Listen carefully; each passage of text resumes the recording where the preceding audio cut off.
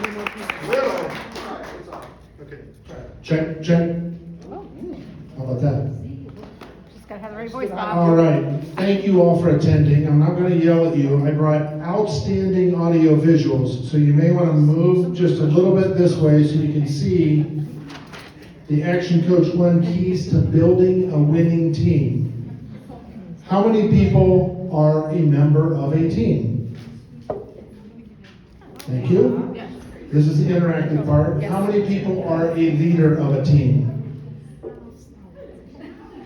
How many people are a member of a high-performing team? Well, I mean. How many people would like to be a member of a higher-performing team? Oh, good question. Okay. Action Coach 1 is about building business champions, and a critical element to building a championship business is building a high-performing team. What I'm going to do today is take you through the steps that we coach on about how to build a high-performing team. Sound good? Is that the plane you're on? Oh, yeah. Good. Okay, here are the keys. Step 1, strong leadership.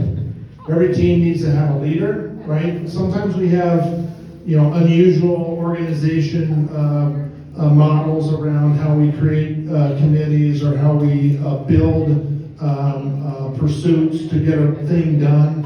I'll tell you that leadership of that team is key. We believe that 2 key elements to that are having passion, real darn commitment to getting it done, and taking responsibility. Responsibility, right? The leader needs to step up and understand the goal and objective and be clear in communicating to the team that this is what we collectively need to do to get it done. Make sense? Step 2. Imagine this as a PowerPoint. Step 2 about having an outstanding team is having common goals, right? Can you imagine a rowing team, everybody hopping in that long boat down there on the St. Joe River, some people having short paddles, some people having canoe paddles, some people having kayak paddles, some people paddling forward, some people paddling backward. Yeah. Okay, common goals are about defining the standard that you'll perform to, about enrolling people in those common goals, right? Get them on board, and about then inspiring them to say, hey, we've got this goal, it ties to our strategy this way, and it's important for everybody to be on board and moving together as a team. That's what establishing common goals can do for your organization and your team. Sound good? Step 3, rules of the game. This is an interesting one. My partner, Mike Ronchetti, and I have a small team, and sometimes it's easier to just kind of go with the flow.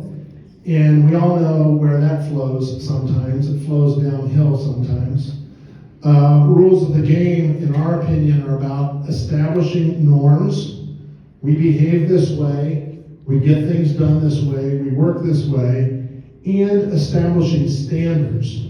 And standards are defined in a way that you will achieve this, your output will be at least this per day, you are responsible for logging this many calls or what have you. Standards set minimums, norms set behavioral objectives. Next topic around rules of the game is defining the culture of the organization. And I've got an example, the 14 points of culture that we work to as part of Action Coach. And you're welcome to come take a picture of it or pick it up off our website if you would like. These are really useful guiding principles to say, this is how we treat each other, this is how we treat our clients, this is how we grow a quality business. And the culture elements, often you can kind of drill down to it and say, which elements of culture need to be tightly defined? We typically say items around rules or cultural impact or context are best to be defined tightly. these are the rules when you're on the playing field that you need to have tight precision with. And looser goals often are around people or context, giving people a little bit of room to be themselves, but also operate within the overall culture of the firm. That's item 3. Item 4, let's have an action plan, right? Sometimes we get fired up about some sort of initiative or plan, but we don't write it down, we don't sequence it, and we don't set individual responsibilities. So we say an action plan, the answer is who, does what, by when, right? Too often we get an idea, and I got some culpability in this space, I'll take responsibility, that sometimes we're not clear around, do we have a vote? Who's who's good around establishing action plans? Who's great around establishing action plans? Okay, you got good around who and what and when. Good. It's magic, right? When you're clear about it and the team gets on it, it's really magic. So those are elements of action plan, a key part of driving effective teams. Number 5. My background, before I got into this business coaching business, I was with a global professional services firm for 33 years, and we hate to get sued. So we don't take risks.